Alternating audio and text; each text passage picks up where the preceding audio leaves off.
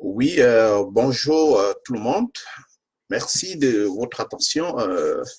Excusez pour ce petit retard qui était lié plus à la difficulté de technique. Donc, nous allons commencer. Merci de partager des liens pour ceux qui nous joignent à l'instant. Inviter plein de monde à nous suivre.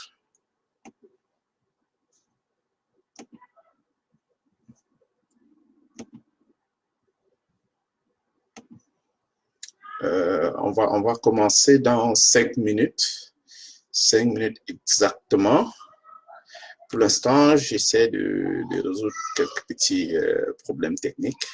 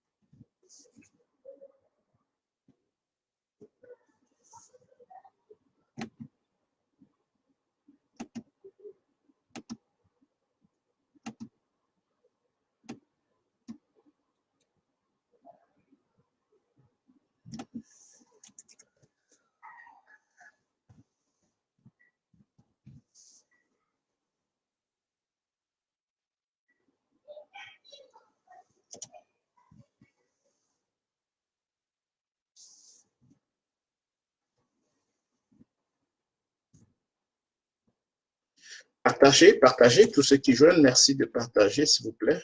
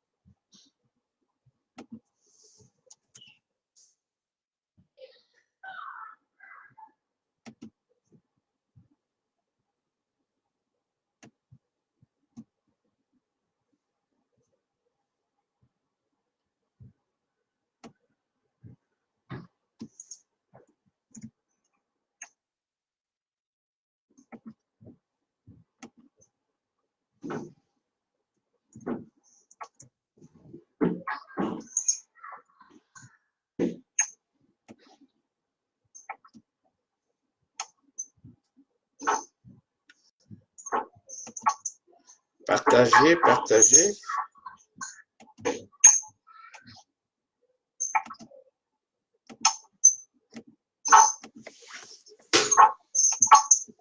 Partagez, partagez. Invitez le maximum du monde. Nous allons commencer dans 2 minutes. De plus que tout le monde, on va pouvoir commencer avec notre diffusion web. Invitez le maximum du monde. Nous allons commencer dans 2 minutes. De plus que on va pouvoir commencer avec notre diffusion web. Invitez le maximum du monde. Nous allons commencer dans 2 minutes. De plus que on va pouvoir commencer avec notre diffusion web. Invitez le maximum du monde. Nous allons commencer dans 2 minutes.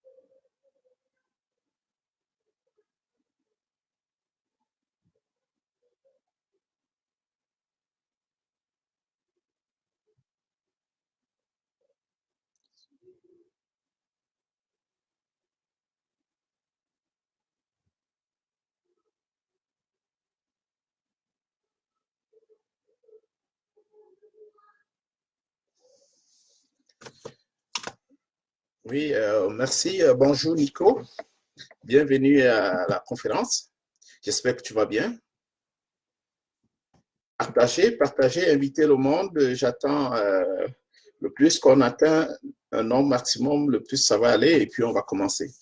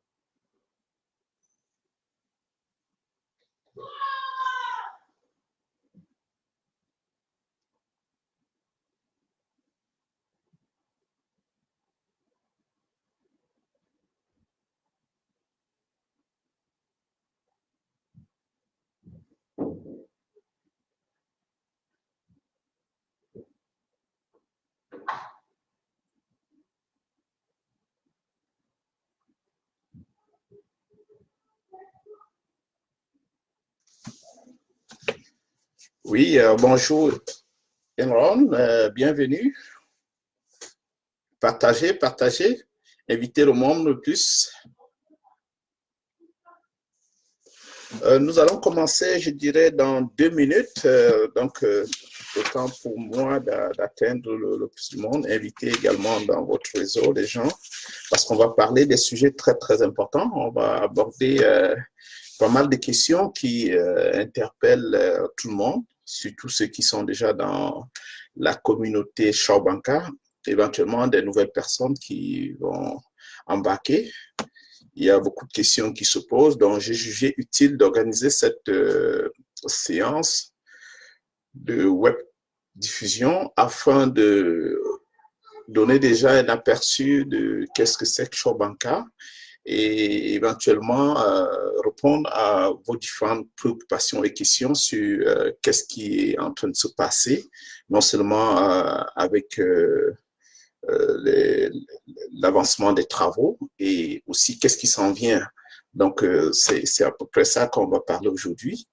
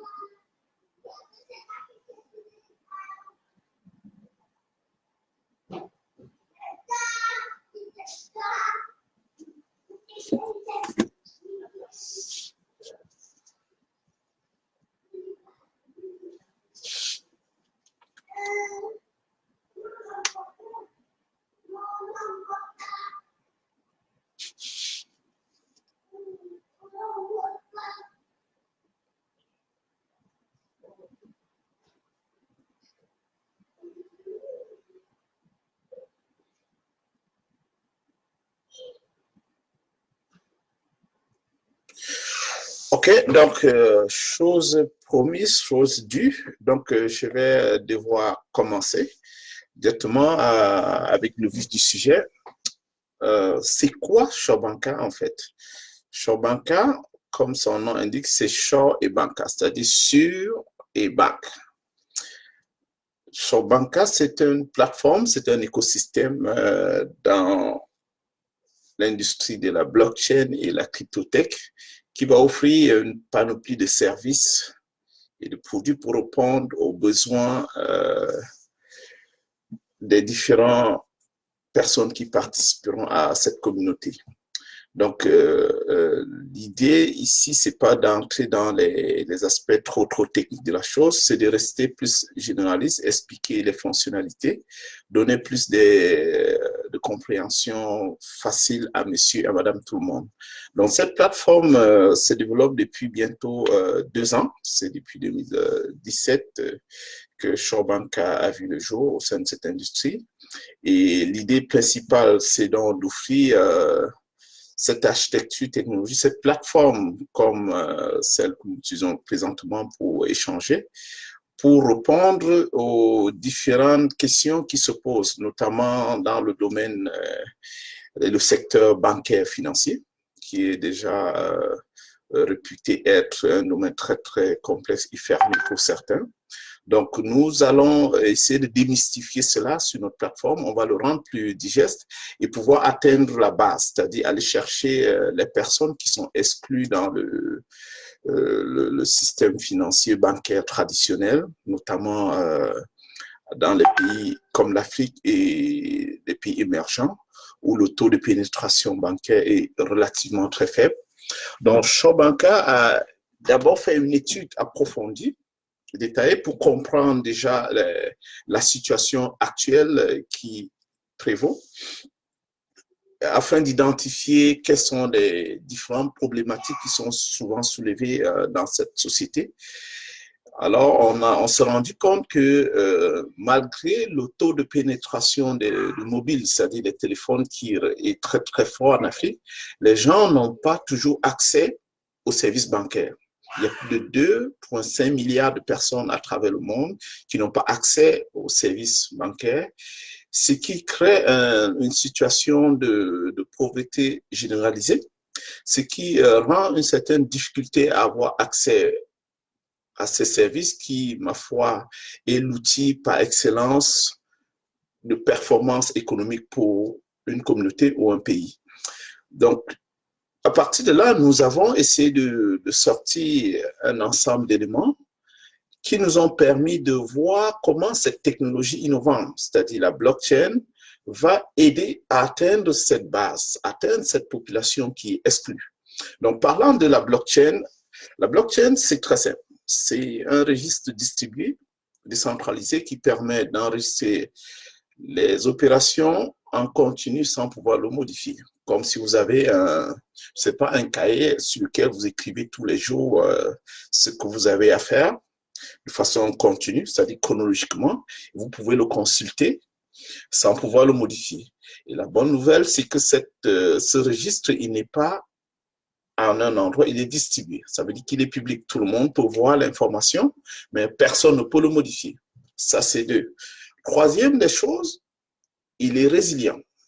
C'est-à-dire toute tentative de modification ou d'attaque en vue de le faire tomber est a priori difficile parce que le réseau est une sorte de toile distribuée utilisant la technologie web. C'est difficile pour une personne d'intenter une action unilatérale et à l'atteindre. Maintenant, on va parler de comment Shore Banca entend résoudre ce problème. Alors, il faut le reconnaître que la blockchain est née avec l'une de ces applications qui est le Bitcoin, c'est-à-dire la crypto-monnaie Bitcoin qui est éventuellement déjà connue par pas mal de personnes. Mais la particularité, c'est que la technologie sous-jacente à cette crypto qui est la blockchain a démontré qu'elle peut s'appliquer dans plusieurs domaines, qu'on peut l'utiliser pas non seulement au niveau des devises, c'est-à-dire la monnaie, on peut l'utiliser dans la finance et même dans tous les autres domaines et secteurs de l'activité économique, sociale et politique d'une communauté ou d'une nation ou d'un pays. Donc, Shobanka est allé un peu plus en profondeur pour essayer de comprendre quelles sont les, les difficultés qui sont exprimées à l'heure actuelle dans le système existant, c'est-à-dire dans tout ce que nous avions comme structure et système et règlements qui gèrent notre société. À partir de là, nous avons vu comment on peut apporter cette technologie, on peut apporter cette solution pour répondre à ces problématiques. Premièrement, on a, comme je dis plus tôt, on a mené une étude de l'existant pour comprendre quels sont les problèmes à travers les pays africains et les autres pays émergents. Deuxièmement, on a essayé d'aller plus en profondeur pour sortir des solutions. C'est-à-dire, au lieu de rester dans un cadre essentiellement superficiel, parce que beaucoup de gens de nos jours, avec l'avènement de la blockchain et de la crypto, comprennent juste l'aspect spéculatif, qui, ma foi, n'est pas réellement le champ qui devrait préoccuper les gens, parce qu'il y a plein de choses qui sont en vue avec cette technologie, qui va vraiment drastiquement changer notre société.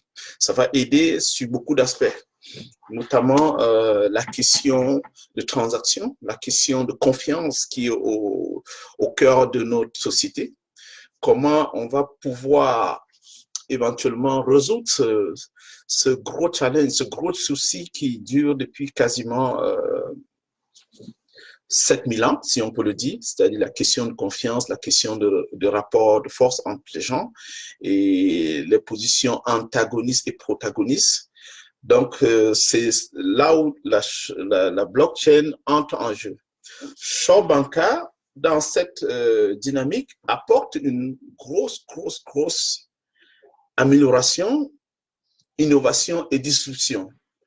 Parce que si vous regardez bien dans l'ensemble, il y a une panoplie de startups à travers le monde qui essaient d'apporter des solutions sur cette technologie, c'est-à-dire des solutions digestes, plus faciles à utiliser pour monsieur, madame, tout le monde, mais il demeure encore beaucoup à faire, en ce sens où l'unique façon d'apporter une discussion, c'est pas de dire on va créer une autre blockchain aussi banale qu'elle soit pour concurrencer l'invention de Satoshi Nakamoto, c'est-à-dire le créateur du Bitcoin.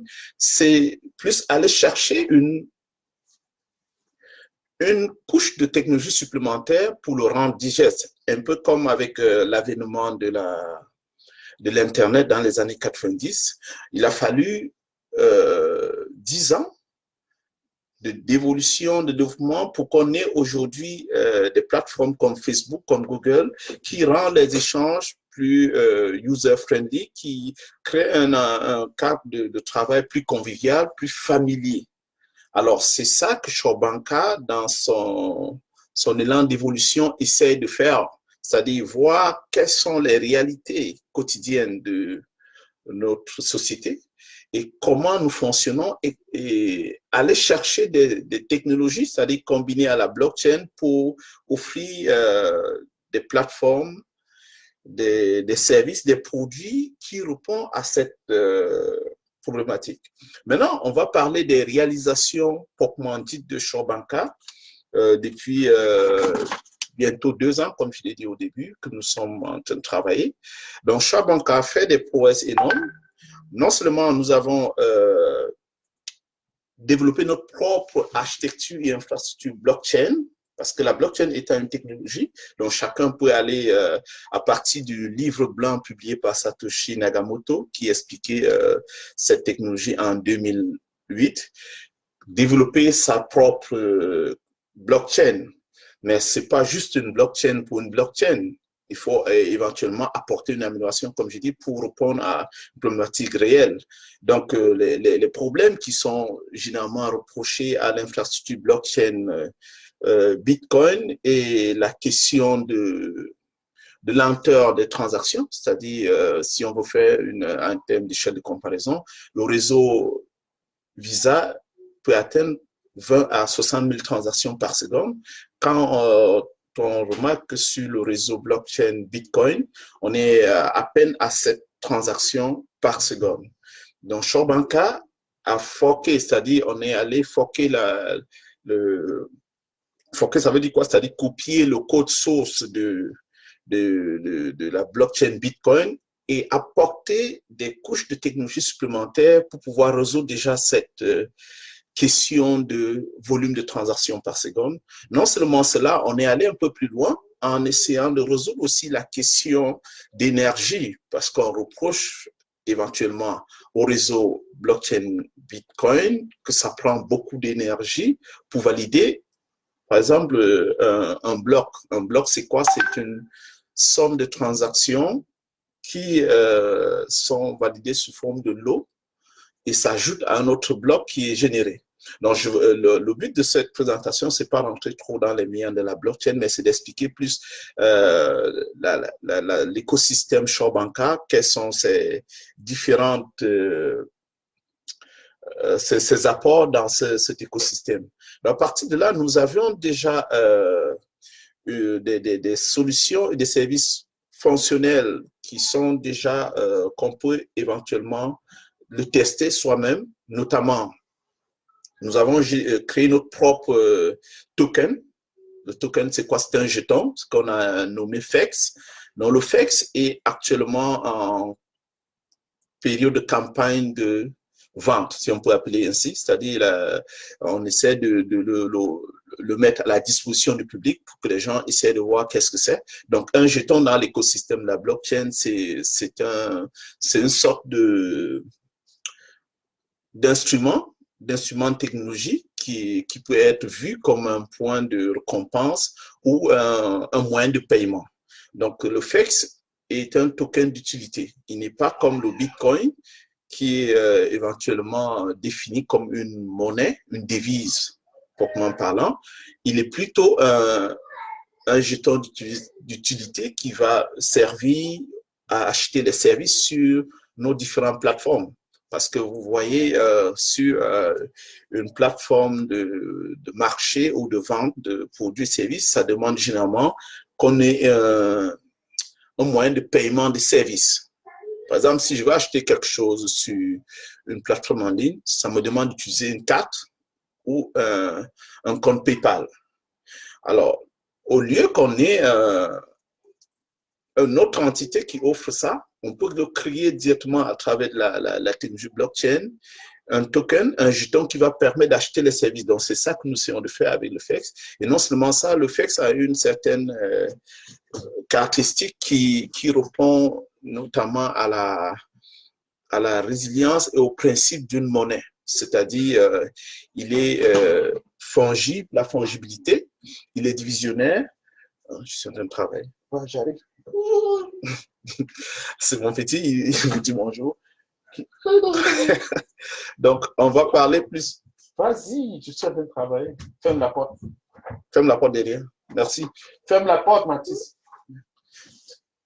Donc, on va, excusez, je suis entouré avec des enfants puisque je suis à la maison. Donc, on va parler des caractéristiques propres de la crypto blockchain. Vous pouvez poser des questions sur le groupe. Je vais répondre au fur et à mesure. Donc, le FEX, c'est un jeton digital qui sert à acheter des services sur une plateforme.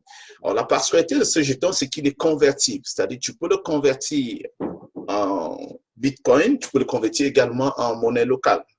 Et la deuxième des choses, c'est qu'il est divisionnaire, il est divisible. Tu peux le diviser en fractions jusqu'au 8e millionième près, comme le Bitcoin également. Et la bonne nouvelle, c'est qu'il est indexé sur des actifs réels. Je répète, il est indexé sur des actifs réels. Parce que la monnaie que nous utilisons aujourd'hui, il n'est indexé sur rien. Il est juste basé sur la confiance que les utilisateurs ont vis-à-vis de cela, comme le dollar ou le CFA. Quand vous l'avez, il n'a aucune valeur intrinsèque. Un billet de 10 000 francs CFA n'a pas une valeur de 10 000. Si on veut estimer en termes de coût, il n'a pas une valeur de 10 000. Mais on a une confiance qui est institué par le fait qu'il est mis par une banque centrale, contrôlé par un gouvernement, on a accepté que ça a une valeur de 10 000.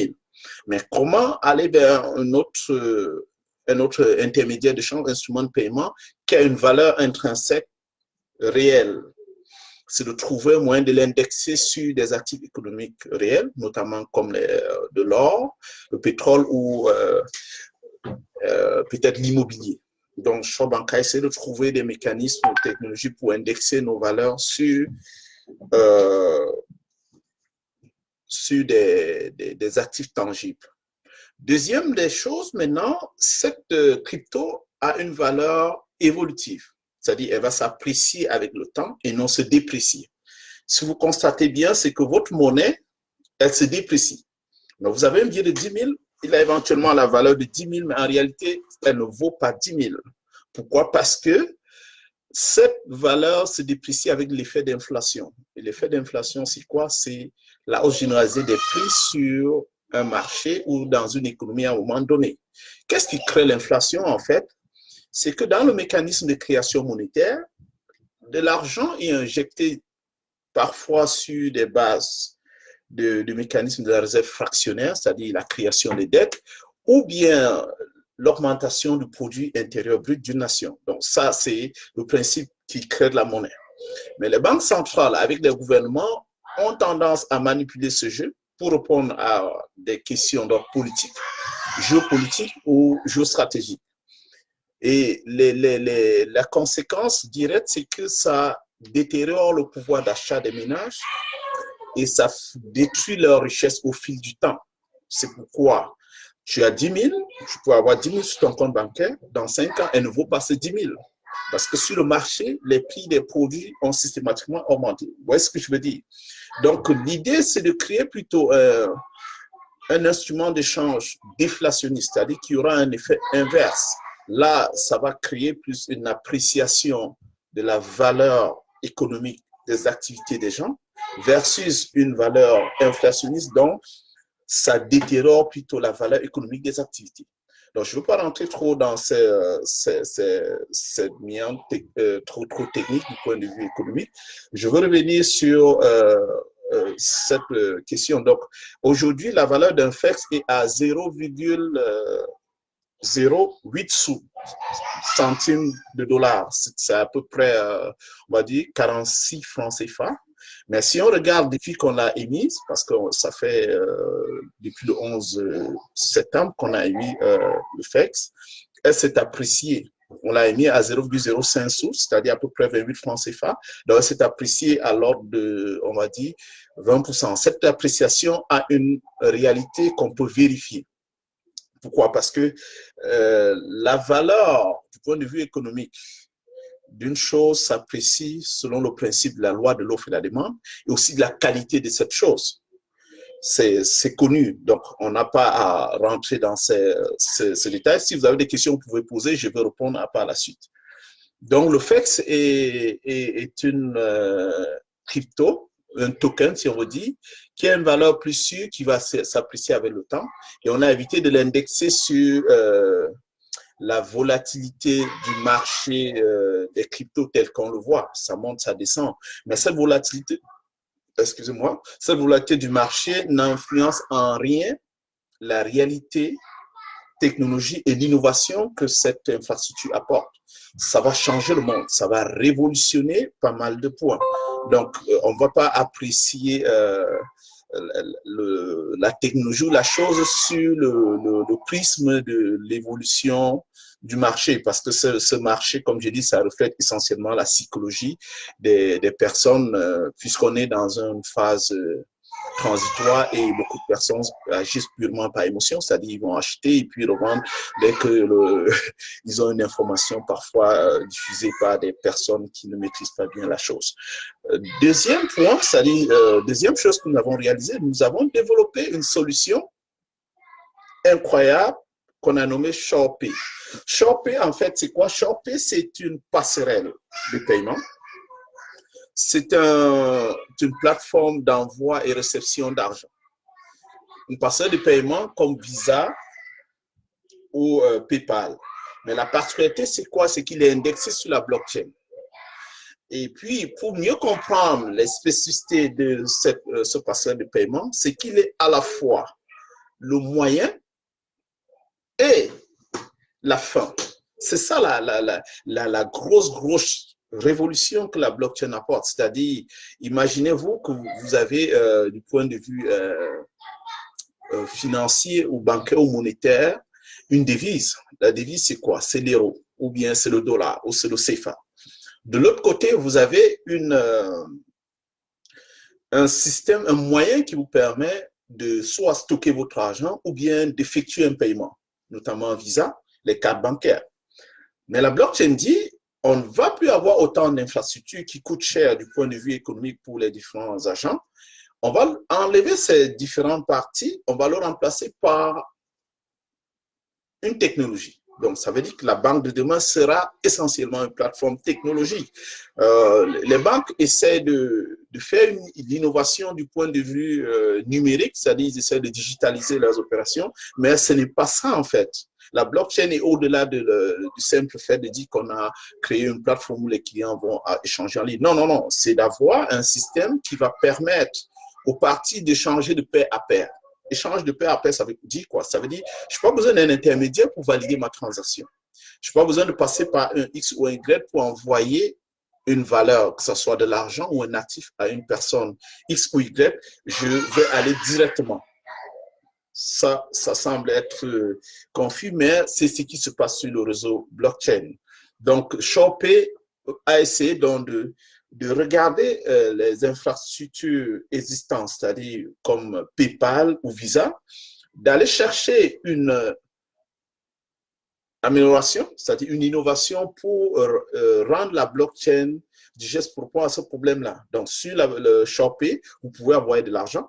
Déjà, l'envoi d'argent sur Shopee de bout en bout pour 2 personnes qui sont sur le réseau est gratuit. Deuxième des choses, vous pouvez faire des conversions de devises instantanément. C'est-à-dire, vous pouvez avoir l'euro, vous le convertissez en dollars, ou vous le ramenez en, je ne sais pas moi, en yens ou en dollars canadiens de façon instantanée, comme si vous envoyez un message texte WhatsApp à quelqu'un.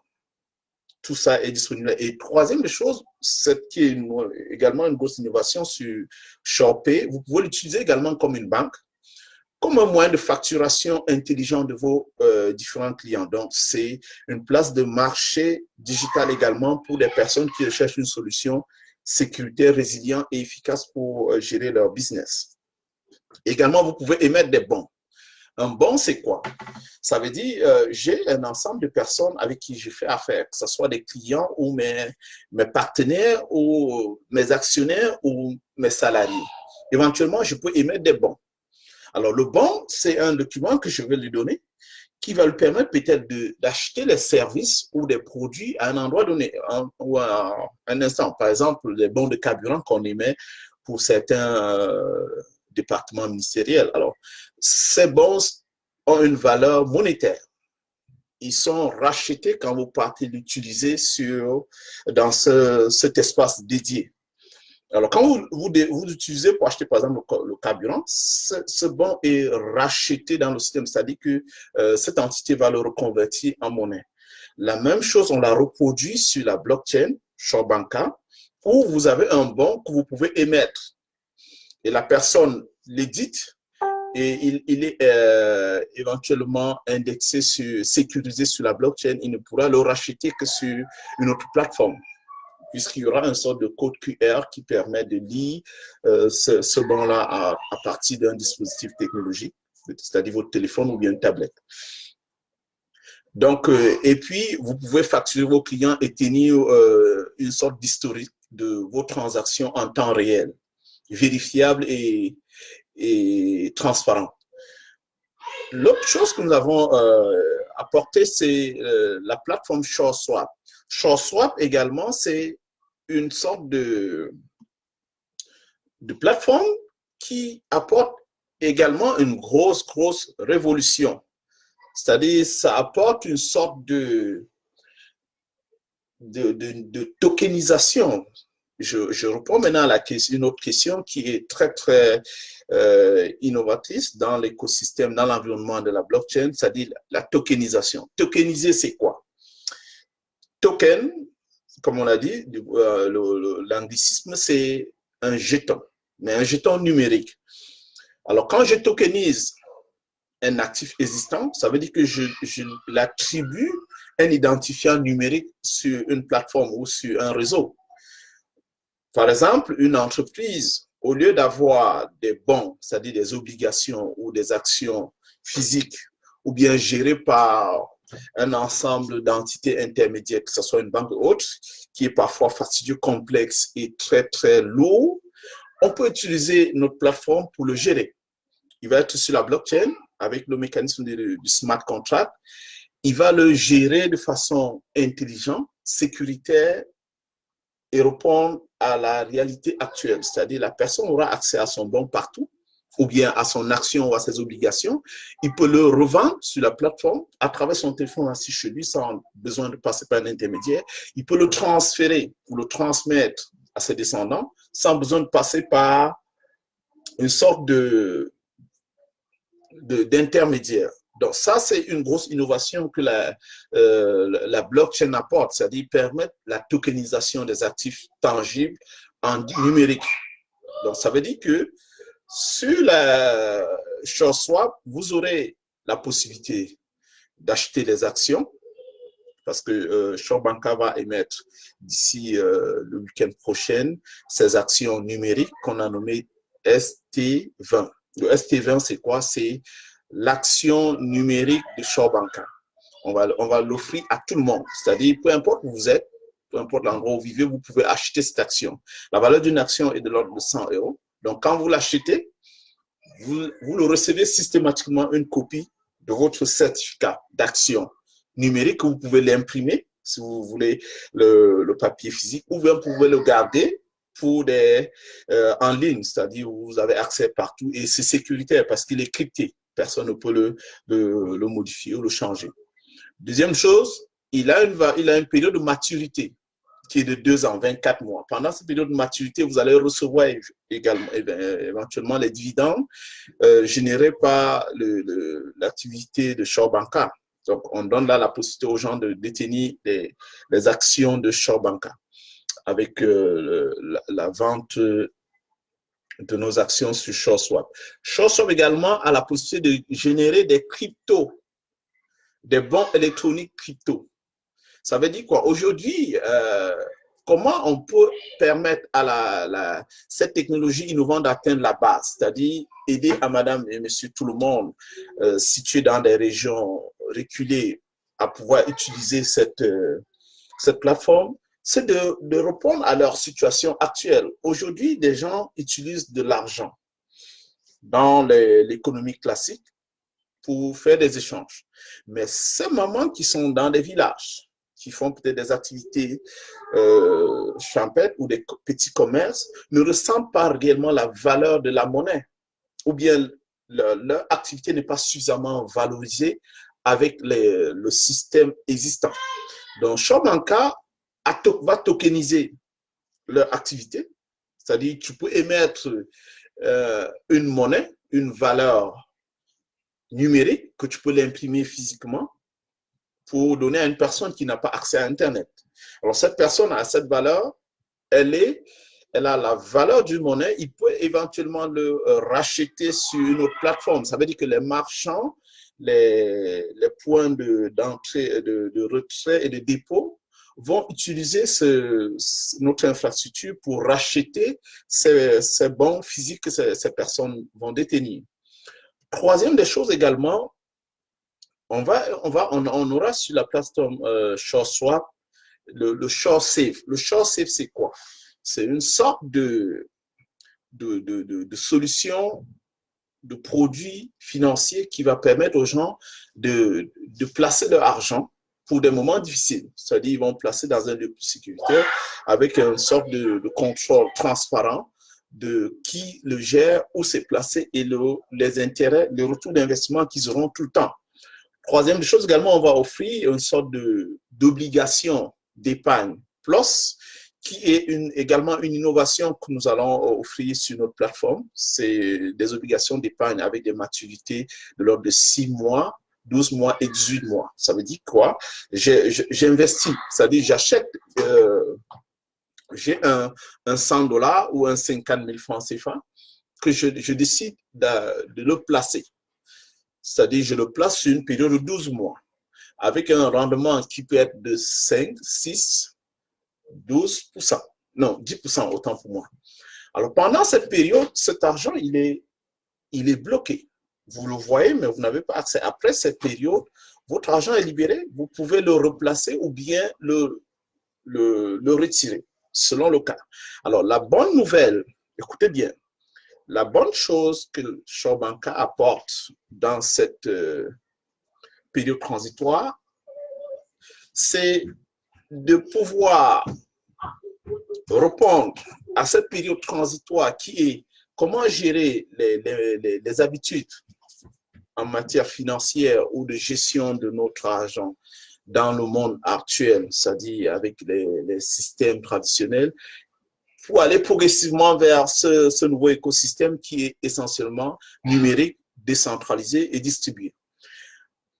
Donc, toute personne qui interagit sur la plateforme doit comprendre que ces informations, ces données sont rendues de façon sécuritaire sur son dispositif. C'est-à-dire que la technologie blockchain permet que l'information et les données des gens soient sécurisées de bout en bout, comparativement au système actuel où l'information est sécurisée à un endroit centralisé. Ça veut dire quoi? Quand vous avez un compte dans une banque ou bien sur une plateforme comme Facebook et autres, vos informations se trouvent sur le serveur de cette banque. Vous comprenez? Alors, c'est cette banque qui a le contrôle de vos informations. Ils font de ça ce qu'ils veulent. Vous n'avez aucun droit là-dessus. Dans l'environnement blockchain et ce que Shaw Banka offre, c'est de créer un système où même tu rentres tes informations, il est systématiquement crypté et sécurisé au niveau de votre appareil. C'est juste le lien qui identifie cette information que vous avez mis qui est à notre disposition. Vous me suivez? Ça semble un peu compliqué, mais si vous vous familiarisez avec l'environnement blockchain et autres, vous allez comprendre un peu plus de quoi il est question. Donc comme je viens de dire, en termes de réalisation, nous avons déjà des solutions existantes, notamment notre jeton, qui est le FEX, et éventuellement la passerelle de paiement et de système d'envoi et de recevoir d'argent, qui est le ShawPay, et sous peu ShawSwap, qui est une sorte de plateforme d'échange. ShawSwap, de conversion, d'échange, d'envoi et d'émission des actifs numériques, notamment les actions, les obligations, les bons de caisse et les bons électroniques. Autre chose également, nous allons parler de la feuille de route, c'est-à-dire la feuille de route de Shaw Banka, parce que là, ça fait un bon bout que nous sommes en train de travailler, nous travaillons très très fort et il y a pas mal de choses qui se sont passées et nous avons, comme j'ai dit, déjà des solutions existantes. Maintenant, qu'est-ce qui s'en vient, qu'est-ce qui est en cours actuellement et quelles sont les perspectives à venir? C'est incroyable. C'est incroyable qu'est-ce qui s'en vient avec Shaw Banka parce que nous sommes constitués d'une équipe de personnes très, très dynamiques et compétentes et engagées à répondre à des solutions réelles, pas juste faire une sorte de miroitage, de gains pharaoniques. Non, nous offrons des solutions pour répondre à une problématique. Mais dans cette offre, il y a un ensemble de valeurs qui va se générer, ça c'est sûr, parce que la valeur se crée à travers quelque chose de vrai, de sérieux qu'on offre, pas à travers une sorte de marketing ou de tapage médiatique pour attirer des gens, pour leur promettre mon et merveille, et pourtant il n'en est rien.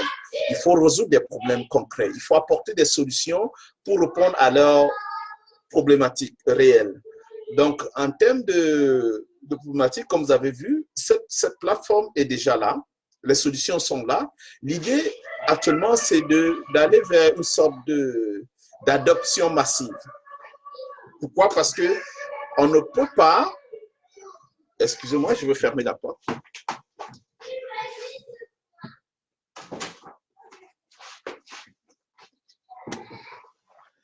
Donc, on ne peut pas, excusez, j'ai perdu un peu le fil. Donc, on ne peut pas aller vers une sorte de résolution de problèmes avec un tel écosystème sans qu'il y ait une utilisation réelle au quotidien. Donc, notre principal but, objectif pour cette année, c'est d'embarquer le plus de personnes dans les différents pays dont notre cible a été orientée, notamment en Afrique, c'est-à-dire tous les pays africains, les pays situés en Amérique latine, et également les pays de l'Asie du Sud-Ouest et l'Inde. Donc, quelles sont les personnes qui sont intéressées à utiliser cette plateforme? On a les monsieur, madame, tout le monde, qui sont des individus. On a également des entreprises. Au niveau de monsieur, madame, tout le monde, ça va créer de la richesse, de l'emploi pour eux. C'est-à-dire chacun qui embarque sur la plateforme, il faut qu'il soit vraiment smart et qu'il soit capable de voir où il s'en va, de voir comment il peut utiliser cette plateforme pour créer non seulement de la richesse pour lui, également pour son environnement. Il peut être un commerçant, un agent ou une boutique. Alors, cette boutique, aujourd'hui, ils ont parfois de la difficulté en termes de garder de l'argent, ou les gens ont de la misère de transiger dans le modèle traditionnel. Quand je parle de modèle traditionnel, c'est les banques, c'est les microfinances et autres. Alors, il a la chance, il a la possibilité d'utiliser cette plateforme, peu importe où il est, pour pouvoir garder son argent, faire ses paiements, transférer, et également transférer de la valeur à ses progénitures ou bien léguer un héritage. C'est incroyable. Notre plateforme est hyper réglementée et conforme aux différentes lois en vigueur, surtout les standards au niveau mondial, pas pour une législation bien précise. On a essayé de trouver comment aller dans une sorte de normalisation pour répondre à des standards, parce que vous comprenez, aujourd'hui,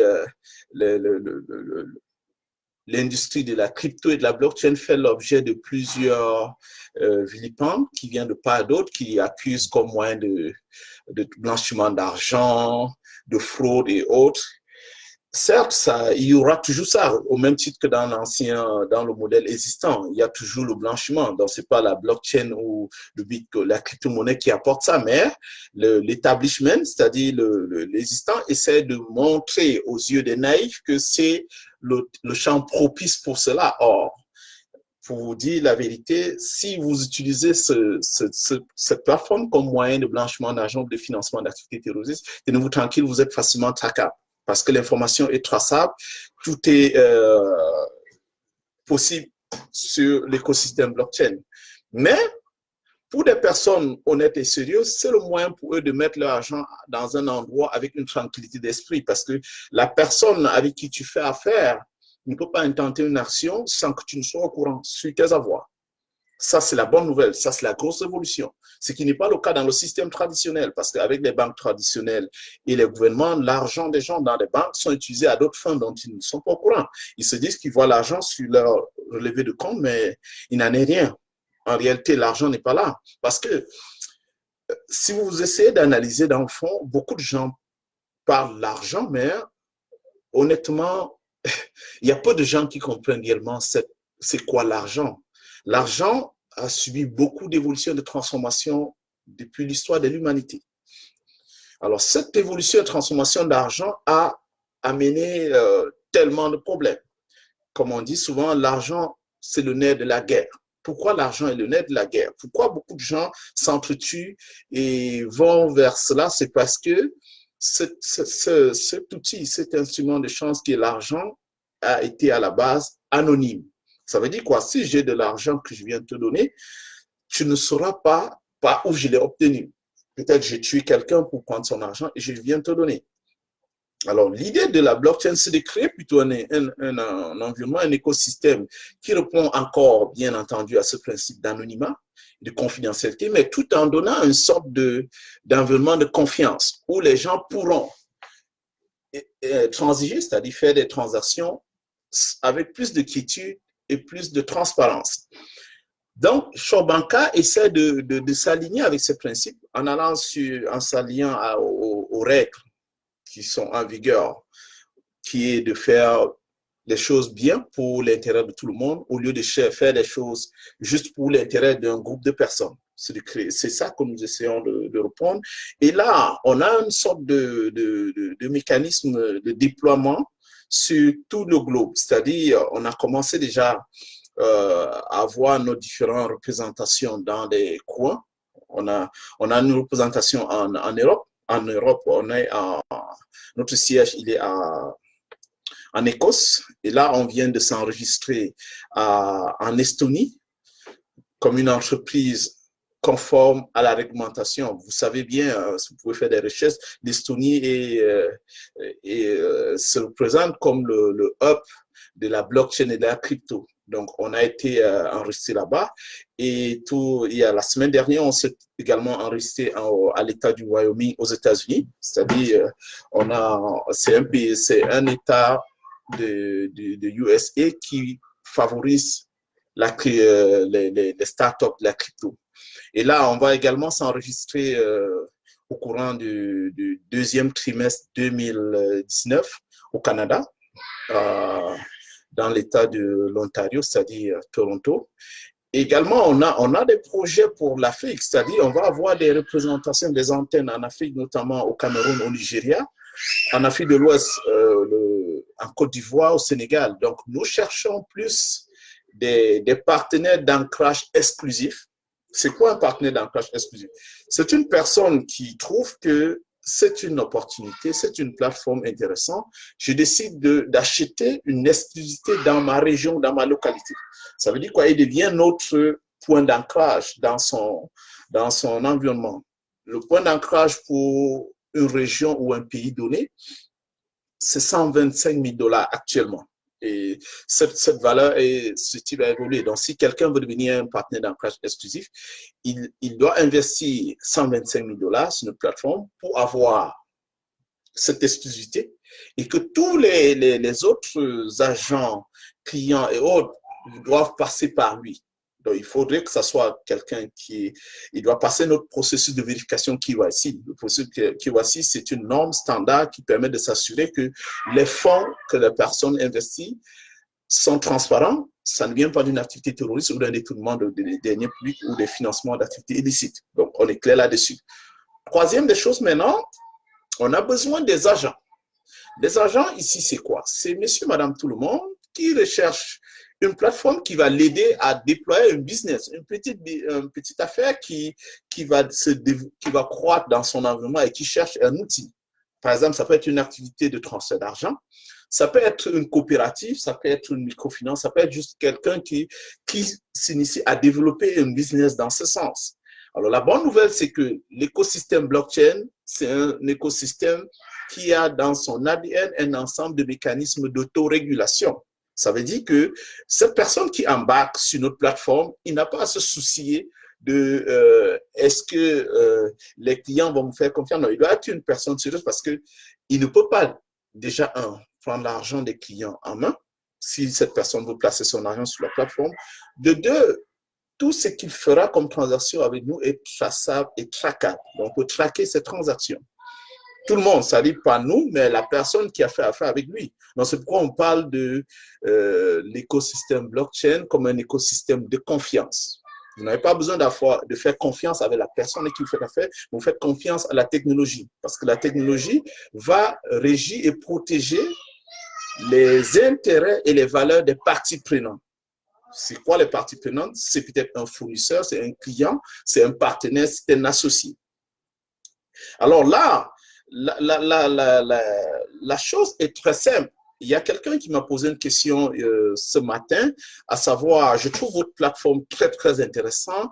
Il a tellement de choses, mais comment vous allez atteindre les milieux, les pays, les milieux ruraux, c'est-à-dire les zones rurales dans notre village. Comme je l'ai dit tantôt, on a sur notre plateforme la possibilité d'émettre des crypto-notes. C'est-à-dire, c'est de la crypto en papier qu'on peut imprimer comme du billet, mais il a une valeur tangible. Alors, tenez-vous tranquille, la blockchain, il n'y a pas possibilité de frauder. Quand on a émis déjà, on a défini les règles et les mécanismes. Quand je dis les règles et les mécanismes, c'est quoi? Si je décide que par exemple, le FEX, on aura 800 millions de FEX, pas plus. Donc, ça veut dire qu'il n'y a pas possibilité d'émettre de nouveaux FEX une fois qu'on a lancé et que c'est en mode production maintenant. Donc, quelqu'un ne peut pas aller créer un faux FEX et le générer. Ce qui le rend résilient, authentique et impossible de le frauder, comparativement à la monnaie traditionnelle, où on est confronté régulièrement à la question de faux billets, même les États et les banques centrales injectent de la fausse monnaie. Et c'est pourquoi on dit la monnaie traditionnelle, elle est fausse. Pour des personnes très, très ouvertes qui comprennent un peu qu'est-ce qui se passe actuellement dans le monde, c'est l'occasion pour eux de transférer progressivement leurs avoirs, leurs actifs vers cette nouvelle façon de transiger, c'est-à-dire cette nouvelle monnaie qui est la crypto. Elle est plus sécuritaire, elle est plus sûre. Ça, il n'y a pas de doute là-dessus. Deuxième des choses, il y aura toujours une sorte de résistance. La résistance en termes de changement, ce qui est normal. On est fait ainsi en tant qu'être humain, on n'aime pas changer, on n'aime pas aborder des choses auxquelles on n'est pas familier. Mais ceux qui sont courageux et qui comprennent qu'il y a quelque chose qui se passe, c'est le moment idéal de joindre cette opportunité parce que dans les 3, 4, 5 prochaines années, il y aura une sorte de transformation drastique. Il y a tellement de projets qui sont en cours. Il y a également de l'arnaque parce qu'il faut le dire, il faut dire les choses telles qu'elles sont. Il y a beaucoup de gens qui s'aventurent là juste pour vouloir escroquer des gens en leur vendant une sorte de chemin pyramidal avec des choses qui n'est pas du tout vrai. Faites attention à cela. Il y a tellement de faux là-dedans. Donc, ceux qui sont avertis, qui sont capables de voir qu'il y a quelque chose qui se passe, c'est le moment idéal de joindre l'écosystème, de joindre précisément l'écosystème Shore Banca, parce que nous sommes en mode déploiement et développement. Également, d'aller chercher lui-même, faire ses propres recherches sur le sujet, comprendre également qu'est-ce qui se passe ailleurs et être davantage éclairé parce que tenez-vous tranquille, la blockchain, c'est pas seulement la banque et autres, ça va toucher quasiment tous les secteurs. Ça va toucher la question de gouvernance, la question de la vie privée, c'est-à-dire comment tes informations et tes données personnelles sont gérées que ce soit par le gouvernement ou bien par des entités. Parce que la chose aujourd'hui, on s'est rendu compte que ces personnes à qui on confie la gestion, qui sont censées être des gens qui contrôlent, qui s'assurent que les choses sont faites, selon les règles de l'art, ne font pas réellement les choses parce qu'ils ont le contrôle dans un système centralisé où ils peuvent faire tout ce qu'ils veulent sans que la population ne soit au courant à leurs avantages. Donc, nous, on va essayer de voir comment la blockchain peut corriger ce problème pour créer un environnement transparent, plus sécuritaire et de confiance. Parce que si c'est transparent, si tout le monde peut vérifier une information, ça crée un environnement de confiance. Également, ça met à nu les personnes qui sont mal intentionnées, c'est-à-dire qui intentent de vouloir utiliser la chose à des fins frauduleuses et autres, et on peut facilement les traquer. Deuxième des choses, ça va créer un cap de transactions rapides, moins cher et mieux. Mieux en termes de qualité. Vous me suivez? Donc, nous, on va accompagner des gens, c'est-à-dire je vais éventuellement accompagner une sorte de personne qui veut en savoir davantage comment il peut utiliser notre plateforme pour développer ses propres affaires ou ce business, comment il peut placer son argent dans un environnement plus sécuritaire avec plus de garanties et comment il va transférer progressivement son business existant sur une plateforme blockchain qui est plus sécuritaire, plus résilient. Donc, sur ce, je crois avoir fait le tour sur les points que je devais aborder. Et là, je vais passer à la séance questions-réponses. Si il y a des personnes qui ont des questions, n'hésitez pas à les poser maintenant parce que on est rendu à ce stade. Questions?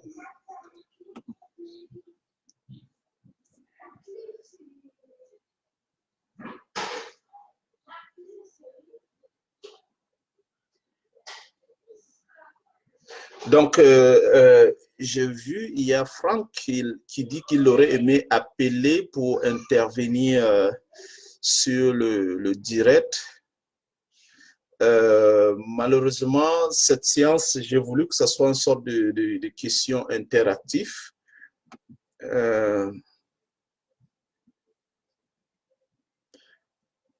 Non, non, non, non. Ce que je cite n'existe pas dans le système traditionnel. Malheureusement, non.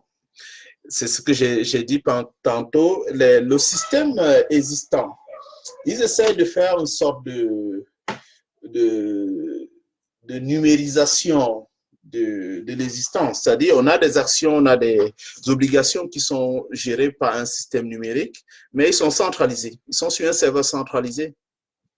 Ce qui n'est pas le cas sur la blockchain. La blockchain n'est pas un système centralisé. La blockchain, c'est un système décentralisé et distribué, ce qui vient changer complètement la donne.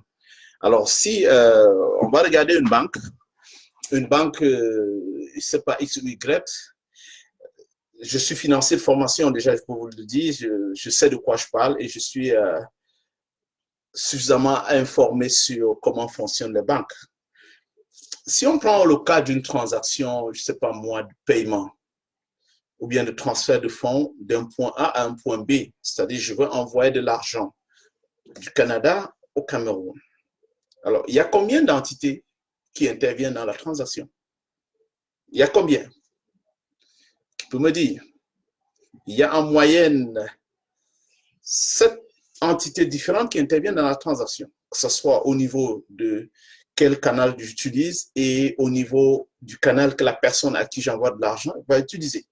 Alors, tous ces intermédiaires coûtent cher, ils prennent de l'argent à chaque niveau parce que c'est la question de service contre argent. Et de deux, ces personnes, le fait que c'est eux qui vont gérer votre argent parce qu'ils ont le contrôle là-dessus, ils peuvent faire de ça ce qu'ils veulent. C'est-à-dire qu'ils vont éventuellement aller dans une sorte de dynamique transactionnelle, juste le temps que l'argent reste dans leur compte. En 24 heures, ils peuvent faire ce qu'ils veulent. Donc, si je fais un transfert par le canal du système SWIFT, ça prend minimum 24 à 72 heures pour arriver de l'autre côté. Vous me suivez? Or, sur la blockchain, c'est instantané. Donc, c'est un envoi instantané et l'argent est allé de bout en bout, comme si vous envoyez un message sur la plateforme WhatsApp. Donc, si j'envoie un message WhatsApp à quelqu'un, qu'est-ce qui se passe? La personne va recevoir le message de l'autre côté, il va le décrypter avec sa clé, ce qui n'est pas le cas sur le système bancaire aujourd'hui. Donc, la banque traditionnelle a intérêt à se réinventer, pas juste de dire on a aussi mis une technologie. Non, non, non, c'est une réinvention. Se réinventer, ça suppose qu'on remet tout à plat, on redéfinit les choses d'une autre façon. Alors ça touche la marche. C'est ça le problème. C'est pourquoi ils se mettent dans une posture de vilipender, d'envoyer l'information qui n'est pas du tout vraie pour toujours maintenir les idiots utiles qui est la masse dans leur système. Donc, il faut bien comprendre les choses. Les banques mieux averties et même déjà les personnes qui sont plus avérées là-dedans l'ont dit. La directrice du FMI, qui est Christine Lagarde, a interpellé toutes les banques, principalement les banques centrales des pays, de se reformer drastiquement, auquel cas ils vont se faire ravager, dévastés par le système blockchain et crypto. Ah oui, il y a un drone qui dit que ce n'était pas trop clair comment les personnes dans les zones rurales vont être atteintes et comment elles peuvent prendre avantage de Shobanka. Bonne question. En fait, les milieux ruraux aujourd'hui sont confrontés à de la problématique de la valeur de leur activité ou de leurs efforts au quotidien. Ça veut dire qu'une maman qui cultive son manioc dans un village et qui le vend sur un marché local où il y a un monsieur qui va venir acheter parce qu'il a un marché dans le milieu urbain où il maîtrise mieux le prix. Ce moment, déjà au niveau de la valeur de son bien, n'a pas une grande marge de manœuvre pour pouvoir négocier son prix ou bien pour pouvoir recevoir à sa juste valeur son bien qu'elle offre sur le marché. Donc là, on va créer une sorte de crypto-note. La crypto-note ici, il faut comprendre que la crypto touche au cœur de la valeur. C'est pourquoi j'ai dit tantôt, le mécanisme de création de la valeur et de garantie et de s'assurer cette valeur est vrai pour tout le monde, ne peut être fait par une technologie qui n'est pas contrôlée à un point, ou bien où une personne peut intenter une action pour modifier ou changer la donne. Donc, si je mets une crypto-note, une coupure de crypto qui est de l'ordre, disons, 100 FEX. Alors, cette crypto, elle a la valeur de 100 FEX et il est inscrit sur la blockchain. Alors, cette maman sait que son panier de manioc vaut 100 FEX. Donc, le gars doit lui donner une coupure de 100 FEX pour prendre le manioc. Alors, elle a une coupure de 100 FEX qui s'apprécie justement parce que l'écosystème va s'accroître, l'adoption va aller grandissant. Elle pourra aller redimer, c'est-à-dire racheter sa cryptonote dans un point d'un marchand qui a un dispositif technologique qui permet de racheter. Il faut comprendre la notion de rachat d'un bon, parce que là, ça se comporte comme un bon. Donc, quand la personne vient, il va le redimer. Le redim, c'est quoi? C'est-à-dire, je prends la cryptonote physique, je le scanne et ça le rachète, ça le remet maintenant en valeur réelle dans le système. Il faut avoir un cas réel pour que vous compreniez comment ça se passe. Donc, cette maman, elle aura une sorte de pouvoir, son pouvoir d'achat va plutôt s'améliorer parce que cette crypto étant systématiquement condamnée à s'améliorer, donc son argent va s'apprécier et sa valeur va mieux se refléter.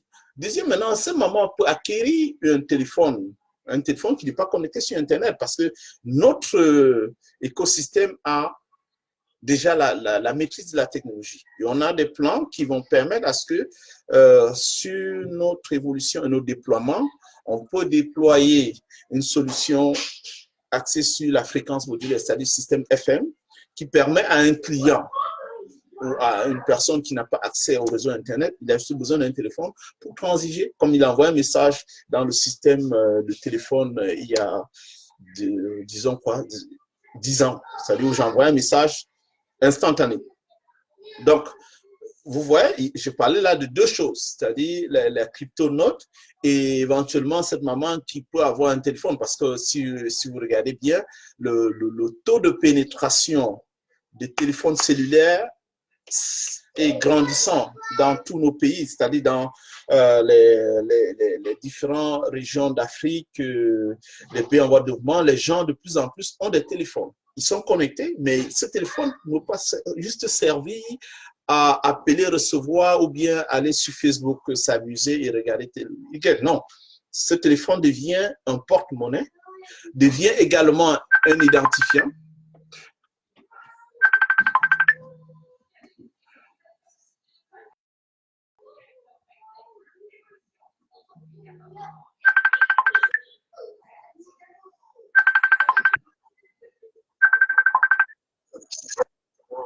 Oui, oui, salut.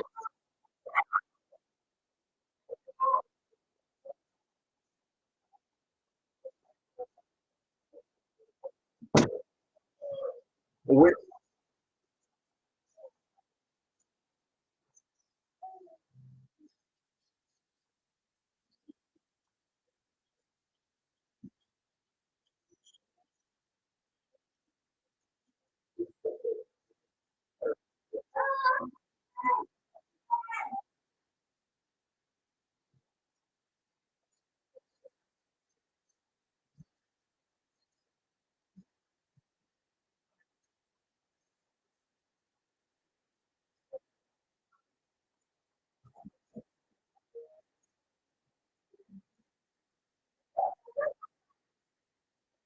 Oui,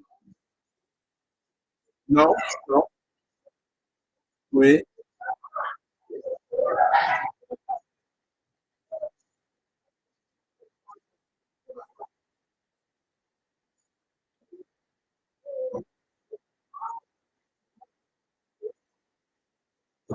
non, non, non, non. Tu n'as pas une compréhension, tu as une connaissance de la chose, elle est limitée. Je comprends. Oui, vas-y.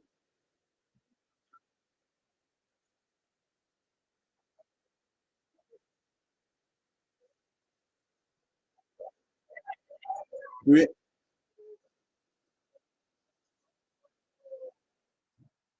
tu sais, oui, oui. Non, je ne peux pas parler d'école, c'est toi qui parles d'école.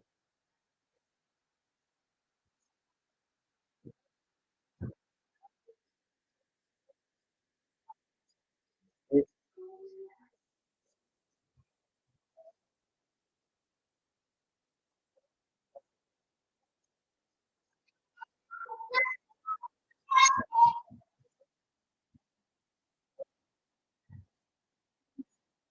Ok, parfait. Je veux- Oui,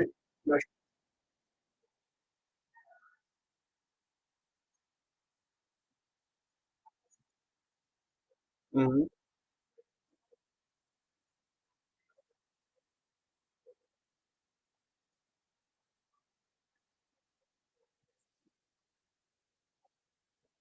parfait. Ok,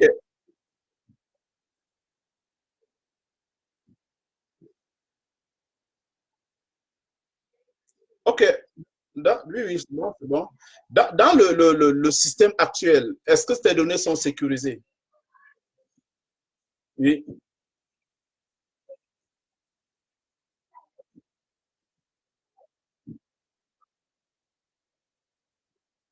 parfait. Écoute, écoute, écoute, écoute, écoute. Oui, les- les- non, non, non. C'est ce que tu penses, c'est ce que tu penses.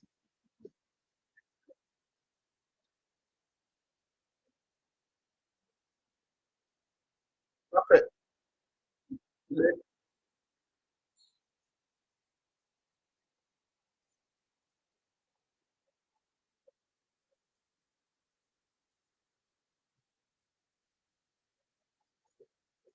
Écoute, écoute, écoute, écoute.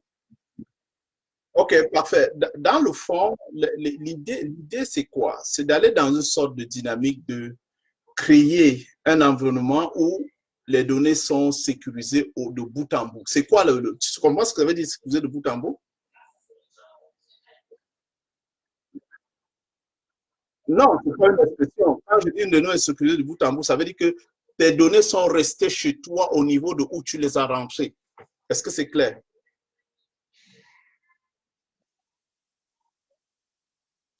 C'est souvent non, je veux pas. Je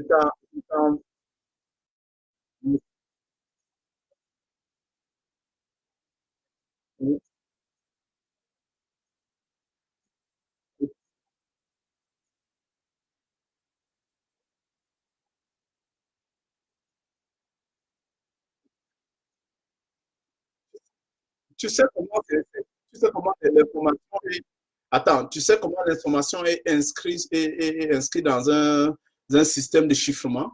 Comment l'information est inscrite? Oui, c'est comment? Parfait. Comment tu identifies ça? Oui,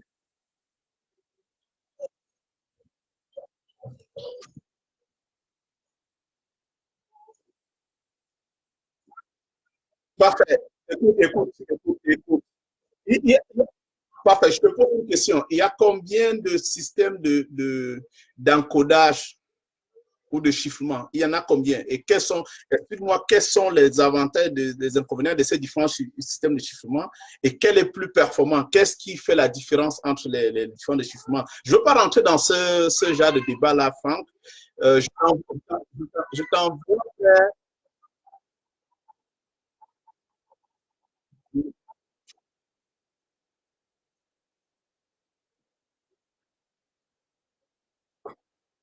Non, écoute, écoute, tu sais, le problème, c'est quoi?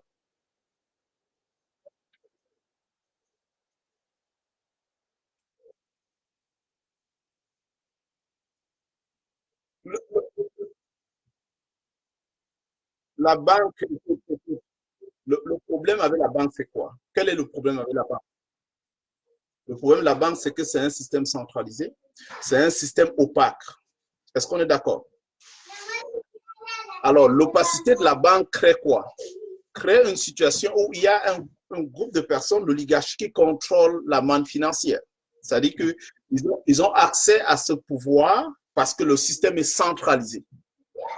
Il n'y a personne, c'est-à-dire qu'il n'y a pas un système qui permet en sorte qu'il y ait des pouvoirs de vote dans un système de consensus sur les décisions qui sont prises concernant les valeurs qui sont sur la banque, sur le système bancaire centralisé. Tu me suis? Alors, dans le système blockchain, on inverse, c'est-à-dire on crée un système inversé. C'est un système décentralisé. Ça veut dire que les valeurs sont situées au niveau de chacun. Et chacun décide. Ça veut dire que dans le principe, c'est quoi? C'est d'aller dans une logique de marché direct. Ça veut dire, la logique de marché direct, c'est quoi? Ça veut dire, si une personne a de l'argent et l'autre a besoin d'argent, il s'en va sur le marché. Tu me suis? Et il y a une technologie qui leur permet de changer. Pas quelqu'un qui s'assoit dans son bureau et qui décide de cela. Maintenant, pour ceux qui n'ont pas suffisamment peut-être de compétences ou de maîtrise de la technologie, ils peuvent maintenant utiliser des plateformes qui vont gérer la transition parce qu'on est d'accord que le taux de pénétration de la technologie est sans cesse grandissant partout dans le monde. De plus en plus, les gens utilisent la technologie, mais on ne voudrait pas qu'il y ait des gens qui, de par leur position dominante, utilisent le fait qu'ils ont un mécanisme organiquement centralisé, abusent, tu comprends, des valeurs des autres. C'est ça le principe de la blockchain. C'est quoi la blockchain? Oui, donc c'est pourquoi l'écosystème blockchain, oui,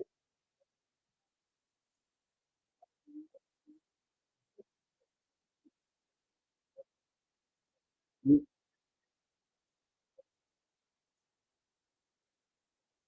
parfait.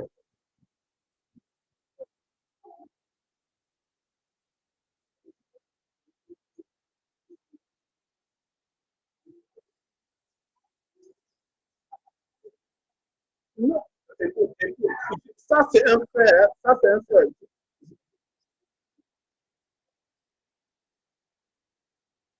Oui,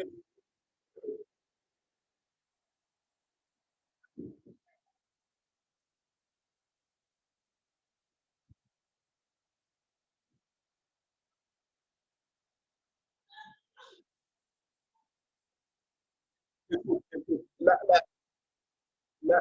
La bonne nouvelle, la bonne nouvelle avec la blockchain, c'est quoi? C'est que c'est un système transparent, c'est un système où, dès qu'il est en mode fonctionnel, je le répète encore, dès qu'on a lancé le déploiement, on ne peut plus le changer. Même la personne qui l'a codé ne peut pas le changer. C'est ça la différence avec le système traditionnel. Dans le système traditionnel, tu peux tout modifier dans une base de données. Mais,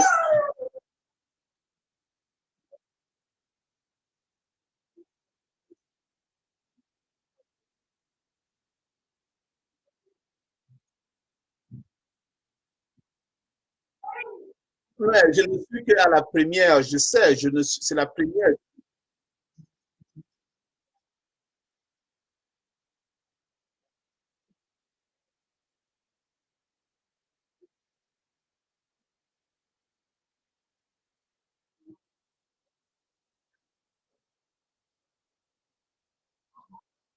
Écoute,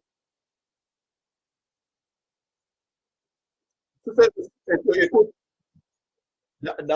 dans cet écosystème, il coûte plus cher. C'est-à-dire dans le système traditionnel que tu as là, il coûte plus cher. Après, donc, mais,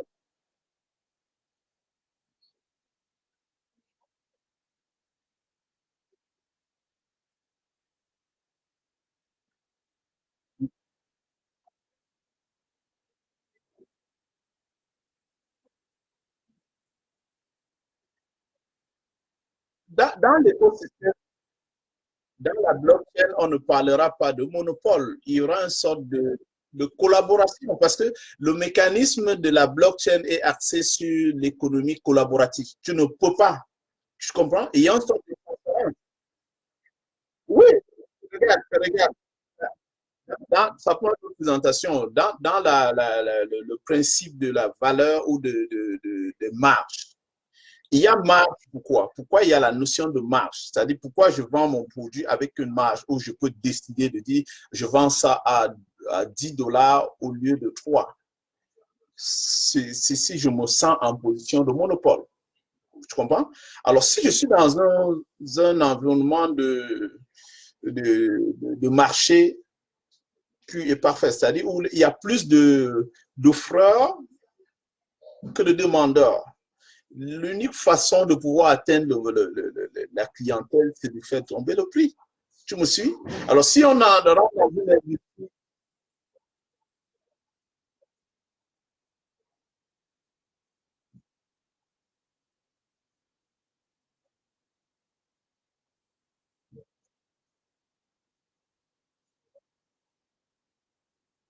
parfaite, exact. Donc, là tu rejoins mon point, c'est très, très intéressant.